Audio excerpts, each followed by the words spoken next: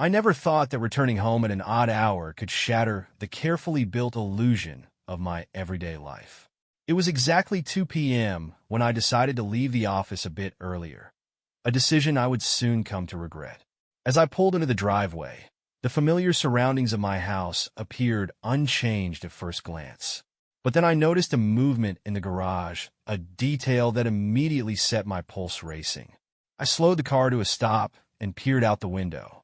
There, emerging from the garage, was Lauren, my wife of many years, moving with a determined stride. She looked every bit the woman I had fallen in love with. Statuesque at 5 feet 11 inches, undeniably stunning even in her 51 years, and graceful in a way that made it impossible to believe she could be embroiled in any sort of scandal. Yet something was undeniably off about her demeanor. There was a flicker of confusion in her eyes, a hesitation in her step that betrayed her calm facade.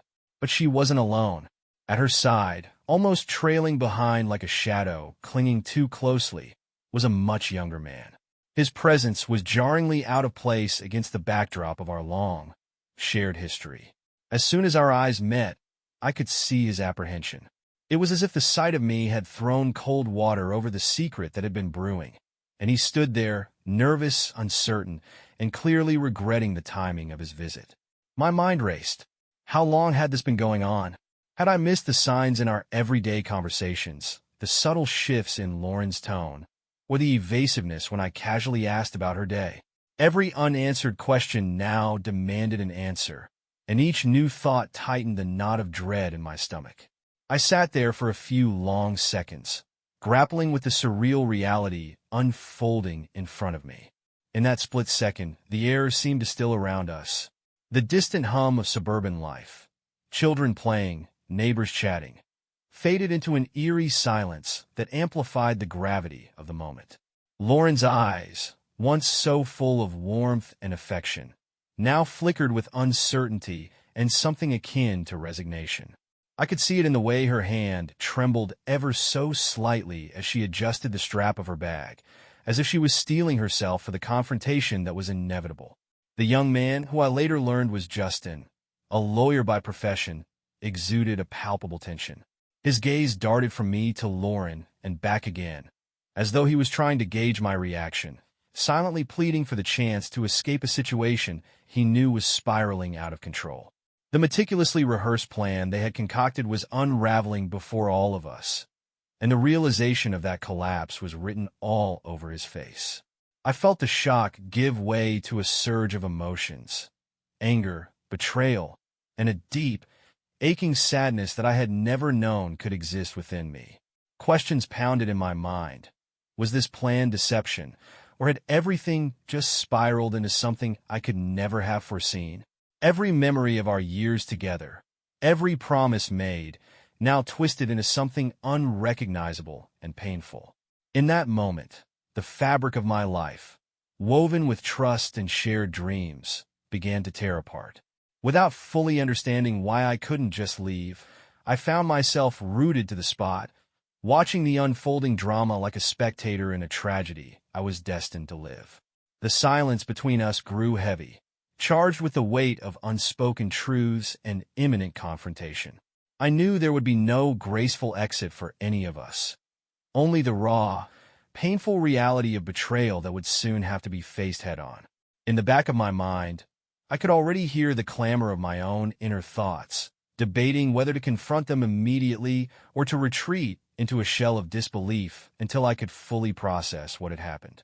But as I sat there, watching Lauren and Justin exchange brief, desperate glances, it became clear that neither of them had any illusion left about hiding the truth.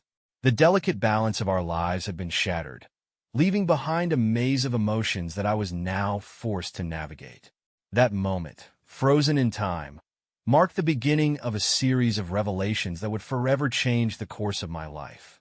The shock of seeing the betrayal in broad daylight was only the surface of what was to come, a harbinger of the storm of emotions, confessions, and unexpected twists that awaited me. I knew then that nothing would ever be the same, and that the journey ahead would test every ounce of strength and resolve I thought I possessed. I took a deep breath, trying to steady the whirlwind of emotions raging inside me. With every beat of my heart, the reality of the situation sank in further. My perfect, predictable life had been irrevocably altered in a matter of minutes. And as I sat there, grappling with the enormity of the betrayal, I couldn't help but wonder what choices lay ahead, and whether I could ever find a way back from this overwhelming sense of loss. I motioned for them to follow me into the living room, my voice steady and calm despite the storm raging beneath the surface. "Let's sit down and talk," I said, my tone almost too gentle as I led them to the worn sofa that had witnessed years of family laughter and secrets alike. The tension in the air was palpable. Lauren's eyes flickered with that mixture of determination and regret, while Justin's worried gaze betrayed a desperation that he could no longer hide. As I reached the coffee table, I retrieved a couple of drinks from the cabinet.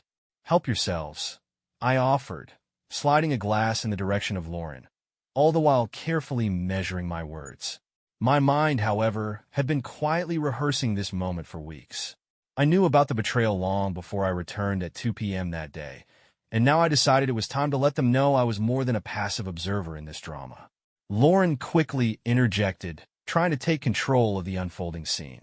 "Jeff, we came here to talk," she said, her voice a mix of forced calm and underlying urgency. It was an attempt to steer the conversation into safer waters, to confine the chaos within the boundaries of words and explanations. But I wasn't buying it. I had been holding on to the knowledge of their deceit for too long, waiting for the precise moment when I could confront it head-on. I took a slow sip of my drink, letting the cool liquid steady my nerves before I leaned forward, locking eyes with her. "Talk, sure," I said softly, a hint of irony coloring my words. "But I'd like to start by hearing your side of things. I'm curious. What exactly did you think we'd achieve with this little heart-to-heart?" My words were laced with a calm that belied the intensity of my emotions. The silence that followed was as heavy as a tidal wave waiting to crash. Lauren's eyes darted briefly toward Justin before settling back on mine. "It's not what you think," she began, her voice trembling just enough to betray her inner turmoil. Justin and I, thought it was time to be honest. To talk about where we've been, where we're going. We never intended," she paused, as if searching for the right words, and I could see the conflict etched into every line on her face. I couldn't help but let a small, bitter smile play on my lips as I set my glass down. "Honesty, huh?" I said. Funny how that word seems to have lost all meaning in our household lately. I watched as Justin shifted in his seat, his anxiety now visible in the clenched fists resting on his lap. He had clearly been the one trying to orchestrate some sort of rational conversation. Yet his eyes spoke of panic, as if he realized that the delicate equilibrium they'd hoped for was now irrevocably shattered. I continued, deliberately choosing my words with care. "I've known for weeks," I said slowly, savoring the moment as their eyes widened in unison. Weeks of little hints, subtle signals, and missed opportunities to confront the truth. And yet here we are, pretending that a casual chat over drinks is going to fix everything. The weight of my words hung in the air, each syllable a calculated blow meant to dismantle the facade they had so desperately tried to maintain. Lauren's face paled, her eyes glistening with unshed tears as she struggled to find a foothold in the conversation. "Jeff, please, you have to understand," she pleaded, her voice cracking under the pressure of her own guilt. "We thought that if we talked things through, maybe we could figure out a way to make this work without hurting anyone further." But her words felt hollow, a feeble attempt at rationalizing the irreparable fracture in our marriage. I leaned back in my chair, crossing my arms as if to shield myself from the barrage of her explanations. "Understanding isn't exactly my strong suit right now," I replied coolly, "but I am willing to listen. After all, you wanted to talk, didn't you?"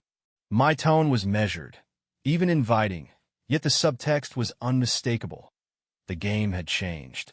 I was no longer the unsuspecting husband. I was in control of the narrative now. The atmosphere shifted subtly as the conversation took on a sharper edge. Justin tried to interject, his voice faltering as he offered a few stammered remarks about the complexity of emotions and the unintended consequences of choices made in haste. His lawyer's mind was clearly scrambling to construct a coherent defense out of a situation that had long since spiraled out of control.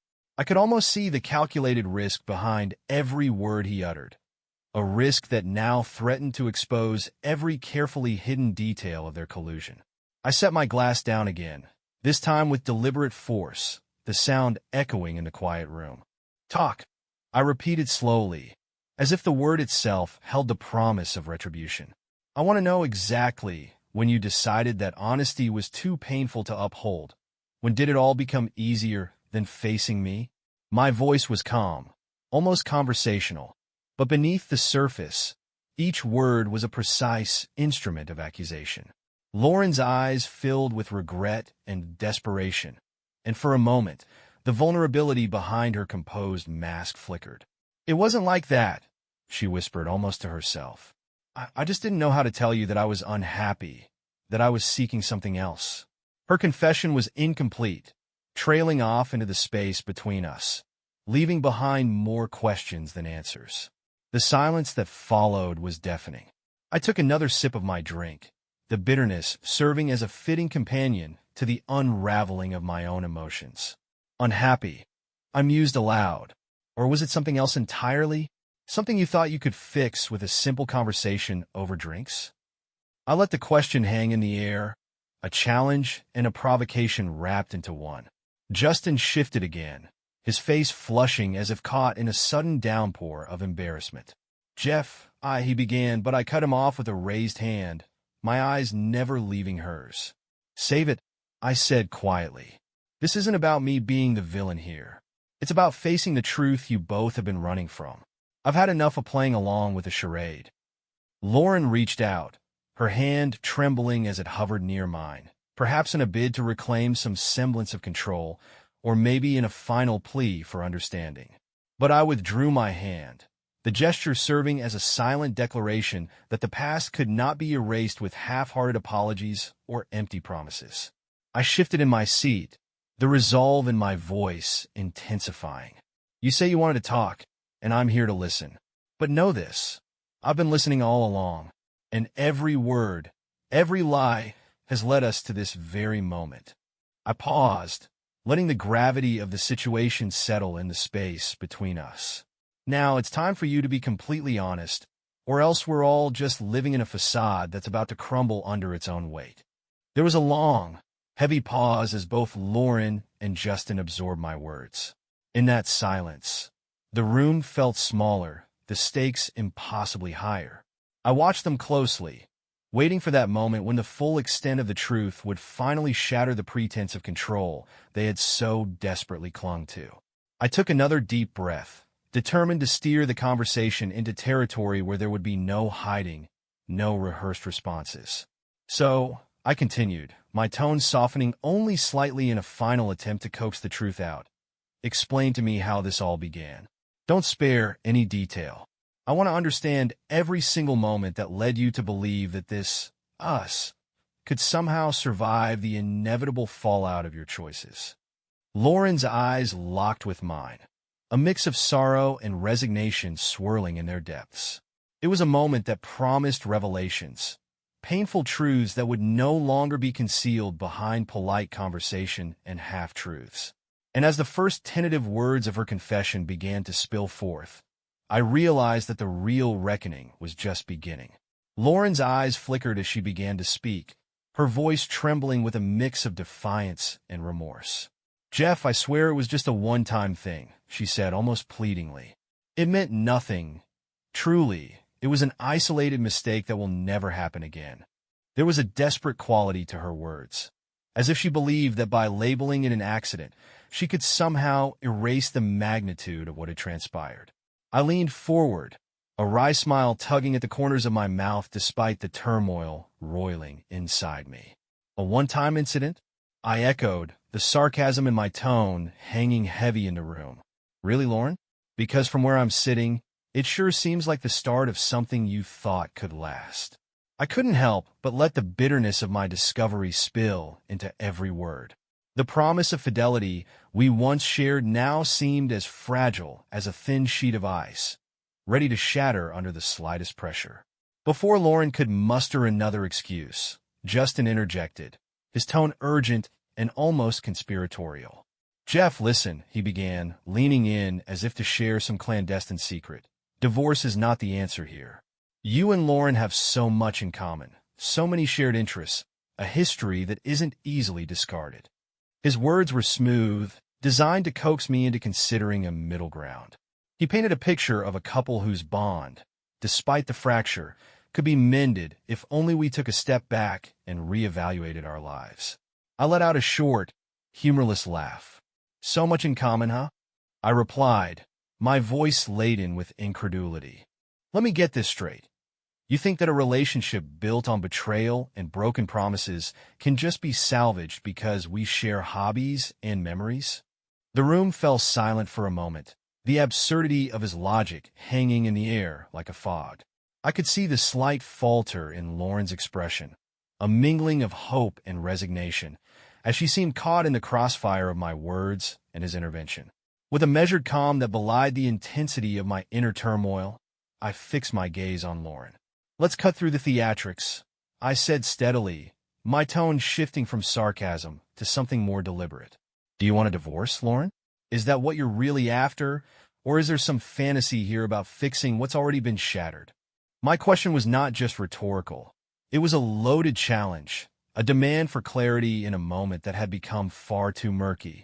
Lauren's eyes darted away, struggling to maintain the facade of control she had clung to. I don't know," she murmured, her voice barely above a whisper.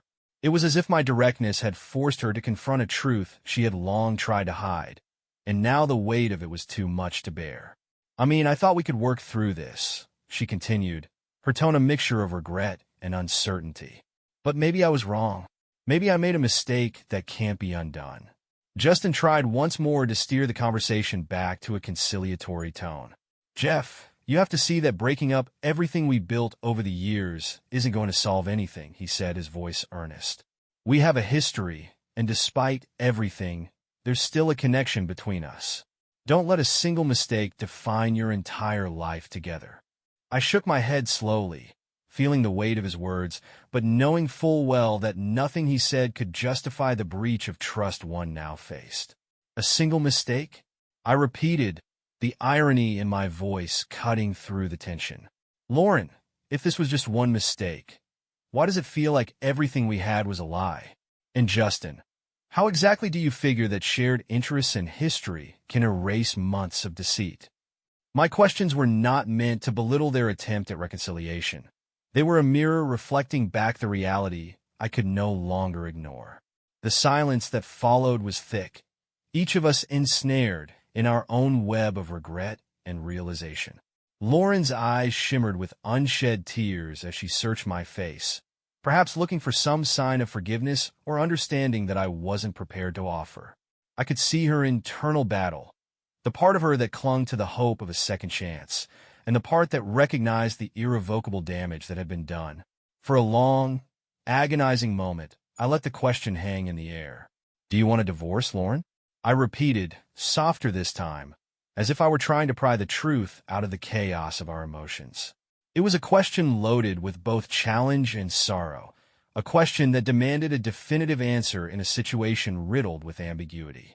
Her lips trembled, and I watched as she hesitated, caught between two worlds, the one we had built together over the years, and the uncertain, painful road that lay ahead if we were to part ways. "Jeff, I'm not sure what I want anymore," she admitted, her voice cracking under the pressure of the moment. There was a raw honesty in her confession, a stark admission that the carefully constructed narrative of our life together was now in ruins. I felt a surge of conflicting emotions, a mixture of vindication for having called out the facade and a deep, aching sorrow for the love that had once been so real.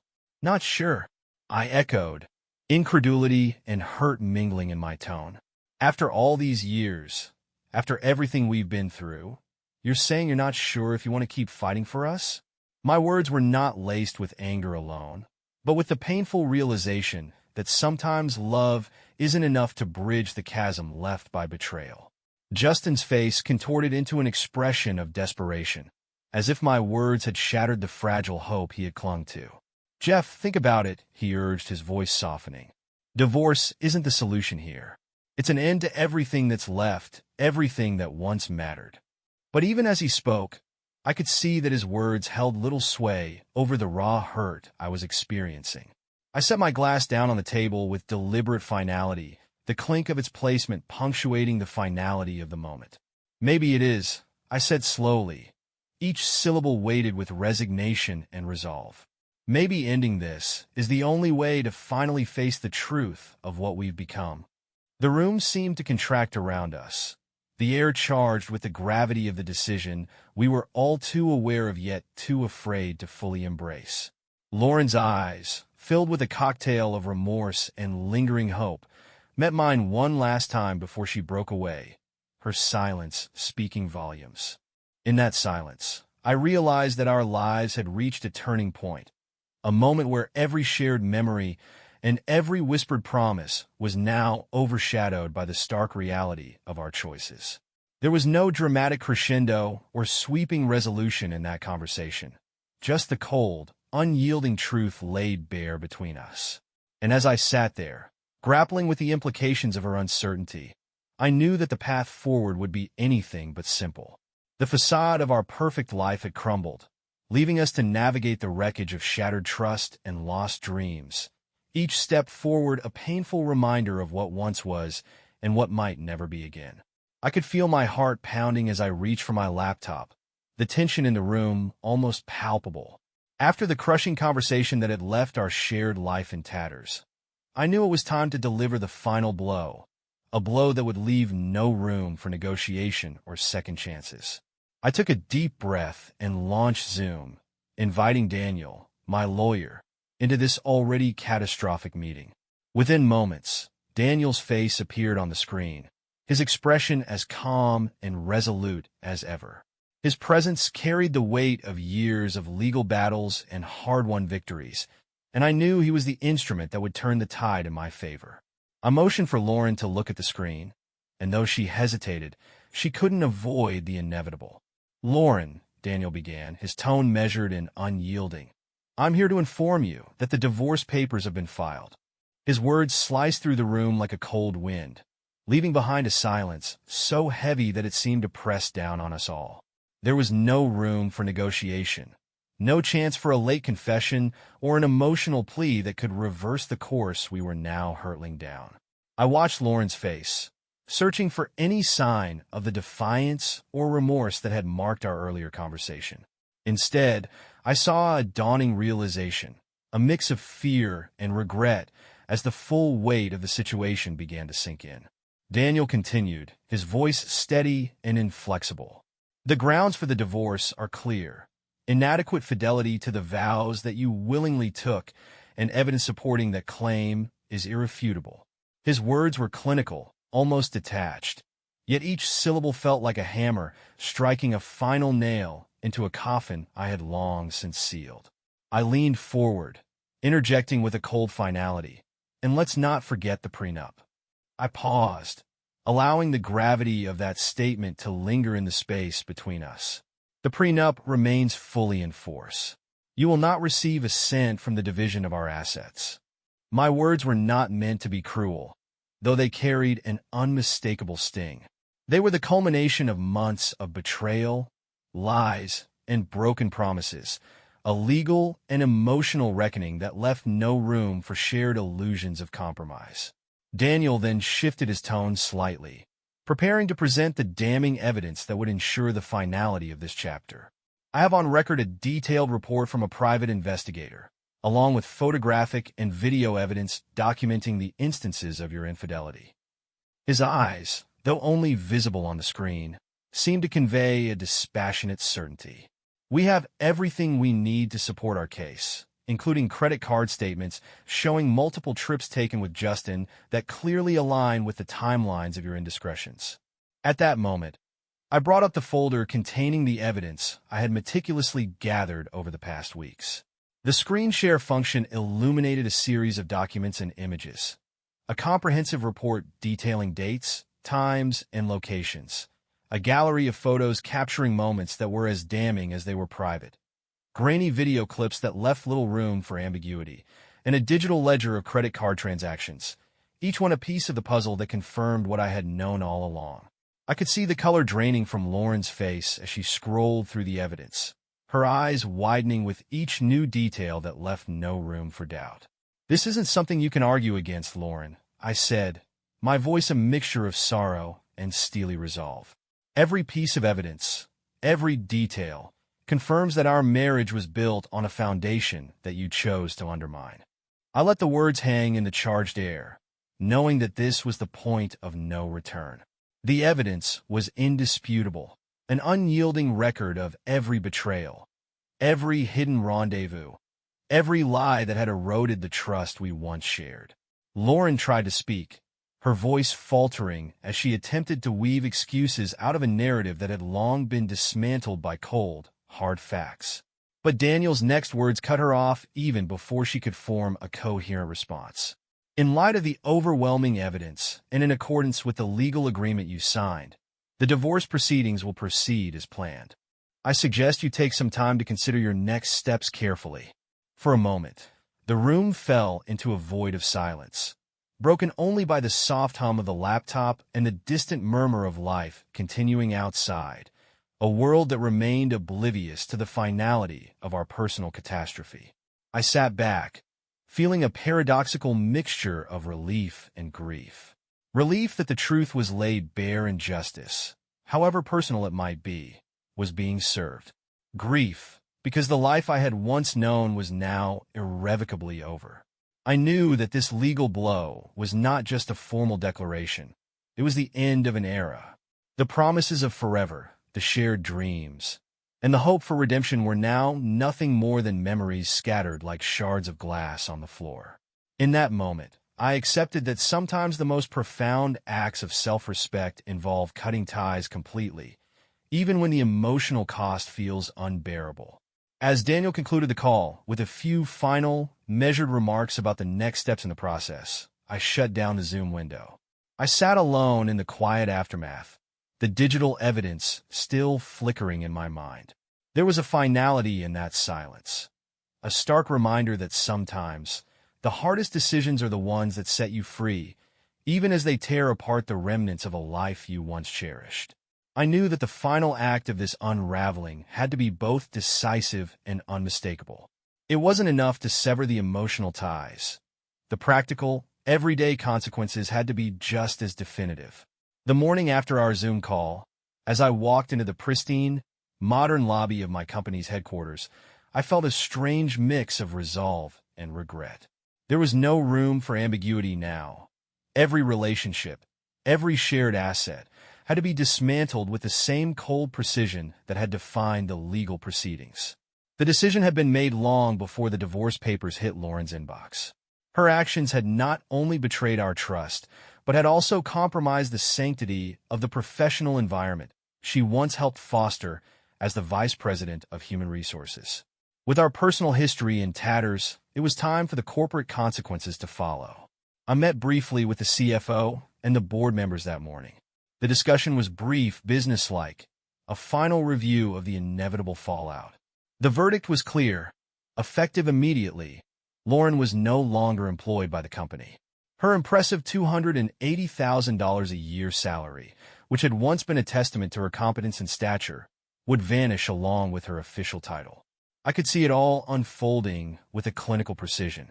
The HR team swiftly prepared the termination notice, a stark document that left no room for negotiation or appeal. I arranged for the company car, a sleek Tesla Model X that had been a symbol of her status and power, to be returned immediately. Its keys were collected, and a notice was sent to the Auto Services Division to ensure that no further privileges were extended. Every club card linked to corporate accounts was canceled, and her corporate cell phone, which had been her lifeline to our sprawling network of contacts, was deactivated before she even had the chance to make a call. The ripple effects were not confined to her professional life. I had already taken the necessary steps to protect our joint financial interests. All joint accounts were frozen, leaving Lauren with no access to funds that had once been shared between us. It was as though the entire edifice of our mutual life was collapsing brick by brick. The corporate severance package she might have once anticipated was now nothing more than a distant memory, wiped clean in the wake of betrayal and calculated retribution. What cut the deepest, though, was the final personal blow. I informed her, through a formal notice and a brief, impersonal email, that she had only 10 days to collect her personal belongings from the house. This house, which I had decided to keep for myself, a final repository of memories, both bitter and sweet, was no longer a shared space. Every cherished photograph, every relic of a happier past, was now locked away behind the same walls that bore witness to our disintegrating marriage. I had set a deadline that was non-negotiable. There would be no extensions, no second chances. The clock was ticking, and each day brought her closer to a complete erasure of the life she had once known. I couldn't help but notice the irony in the meticulousness of it all. Lauren, who had once prided herself on her organizational skills and her ability to manage complex human resources issues, was now facing a downfall that was almost poetic in its execution. The tools of her former power, a company car, exclusive club memberships, a premium salary, and even access to the financial resources that had once buoyed our life together, had been stripped away with clinical efficiency. It was as if the universe had decided that the cost of her infidelity was not just the betrayal of trust, but the total forfeiture of every tangible asset that defined her existence. In the quiet aftermath of these decisions, I found myself reflecting on the relentless nature of consequences. There was no dramatic confrontation in the office lobby, no tearful goodbyes or desperate attempts at reconciliation. Instead, it was all business, a series of actions that mirrored the cold logic of the legal documents we had already exchanged. Every measure taken was a statement, a final assertion that the betrayal was not only unforgivable, but also financially and professionally catastrophic. I recall a moment of surreal clarity as I walked past the HR department. The once bustling space now seemed eerily subdued, as if it too were mourning the collapse of what had once been a robust and thriving partnership. There was no vindictiveness in my actions, only an unwavering commitment to protecting what was left of my own future. I had made my choice, and every step that followed was a necessary part of reclaiming control over a life that had spiraled out of reach. As the 10-day deadline loomed, I couldn't shake the image of Lauren standing in the doorway of our former life, hesitating on the threshold of a reality that no longer belonged to her. It was a stark, unyielding moment, a culmination of betrayal, broken promises, and the irreversible consequences of choices made. In the end, it was not just the financial collapse that marked her downfall, but the complete dissolution of the shared life we had once built together. And as I watched the final details fall into place, I knew that this was more than just the end of a marriage. It was the irrevocable severing of every tie that had once bound us together in trust, love, and the illusion of forever. I hadn't expected the next twist to come so fast. The room was still heavy with the aftermath of our previous confrontations when a new Zoom window popped up on my laptop screen, a window that I hadn't been anticipating at all. There, looking directly into the camera with a steely glare and an air of unyielding determination, was a woman I immediately recognized as Sarah, Justin's wife. The shock was twofold. Not only was she very much alive, but she also looked every bit as formidable as I'd imagined, contradicting everything Justin had led Lauren to believe. He had insisted, in hushed tones and feigned sorrow, that Sarah was dead, a fabrication so callous it underscored the depths of his deceit. Sarah's eyes swept over the room, taking in the faces of Lauren and me, before she cleared her throat. "I'm here to set the record straight," she declared, her voice resonant with a mix of indignation and resolve. "Justin, you've manipulated and lied to everyone, and now it's time for the truth to come out." Her tone left no room for negotiation. With a brisk nod, she continued, "I'm filing for divorce, effective immediately, and I won't be silent about the betrayals you've inflicted upon me." Her words struck like a thunderbolt, and for a moment, I could see the cracks in Justin's already faltering composure. His eyes darted around, and his mouth opened and closed in silent protest, but Sarah wasn't finished. You know, she said, leaning forward, her gaze unwavering as it met Justin's. I've kept track of every affair you embarked on, every lie you told. I'm not the only one who's been hurt by your indiscretions. As if on cue, she began to list the names, a litany of women whose identities were once whispered in hushed tones behind closed doors. Some of them were Lauren's colleagues, women I recognized from the office whose trust and loyalty had been betrayed by their association with Justin. With each name, the weight of his treachery pressed further into the silence that followed. Watching this unfold, I felt a curious mix of vindication and sorrow. Here was a woman who had been living in the shadow of Justin's deceit, a woman who had been as wronged as anyone else. I couldn't help but think that his web of lies was unraveling faster than he could weave them, and Sarah's intervention was like the final thread snapping in that intricate tapestry of betrayal. Before I could even process Sarah's revelations, the scene shifted abruptly. Another Zoom window opened, this time displaying a stern-faced man in a crisp suit, Justin's boss from the law firm. The screen filled with the gravitas of corporate authority as he addressed Justin in a tone that brooked no argument. Justin, due to your repeated misconduct and the irreparable damage you've inflicted on the firm's reputation, I'm terminating your employment, effective immediately. His words were as cold as they were final. The decision wasn't up for discussion. It was a corporate severance executed with all the precision of a legal document. Justin's face, already pale from the onslaught of accusations, contorted further with panic and disbelief. The authority of his boss's words left him nearly speechless, his feeble attempts at protest drowned out by the unyielding finality of the firing. It wasn't just his personal life that was collapsing. His professional world was crumbling too, and there was nothing he could do to stop it. The video call with his boss ended abruptly, leaving him isolated in a digital void of his own making. I leaned back, absorbing the scene with a heavy heart.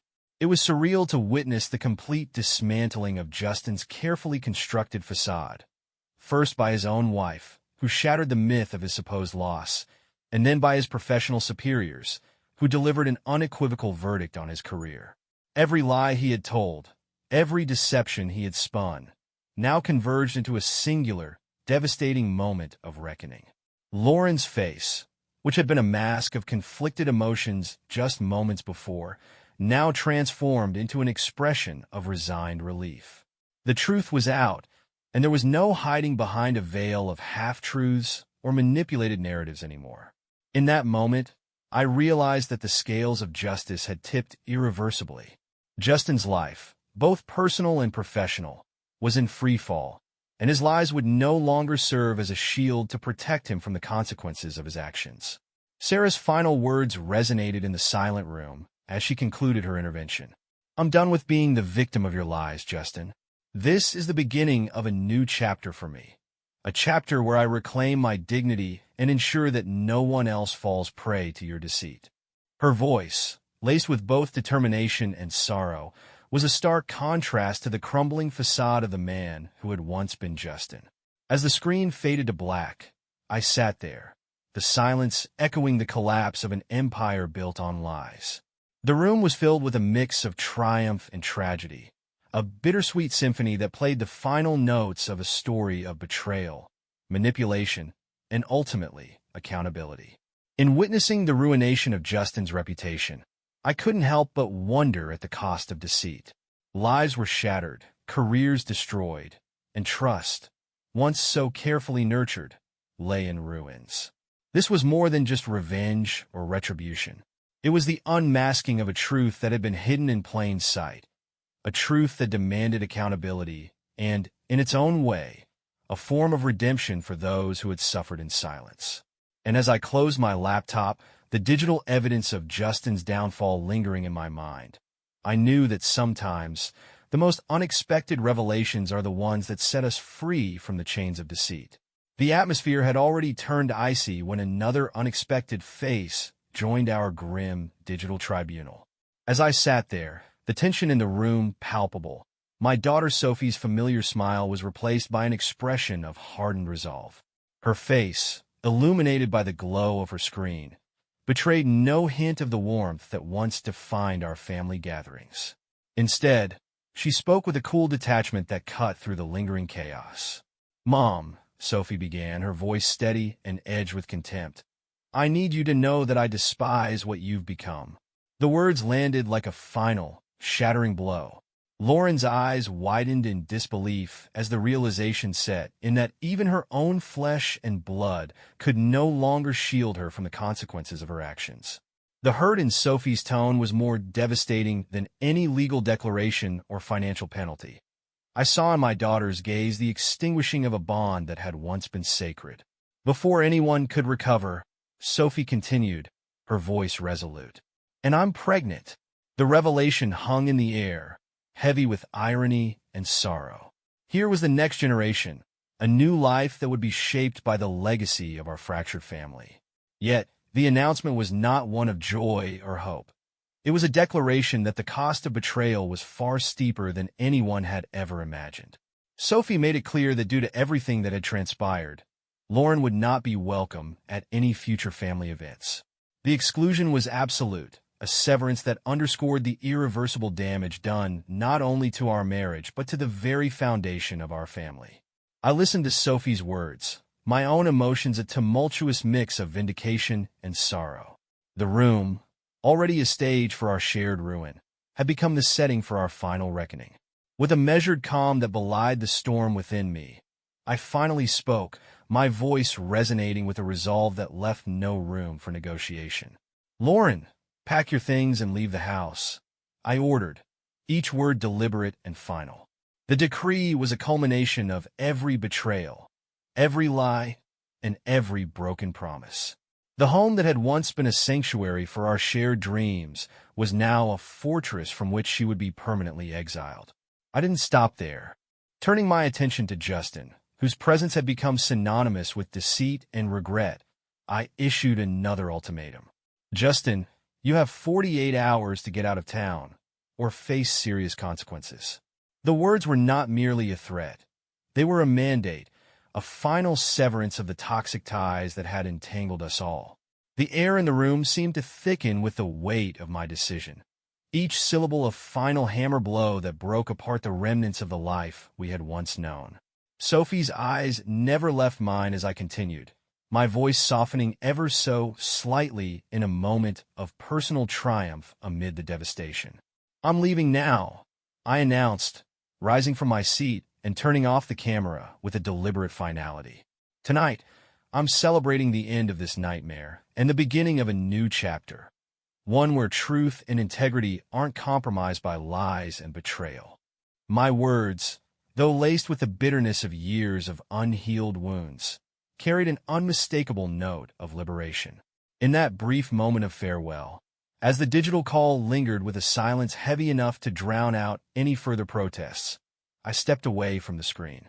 The door closed behind me, and I left the house, a house that had borne witness to both our joys and our ruin, with a sense of finality that was as liberating as it was heartbreaking.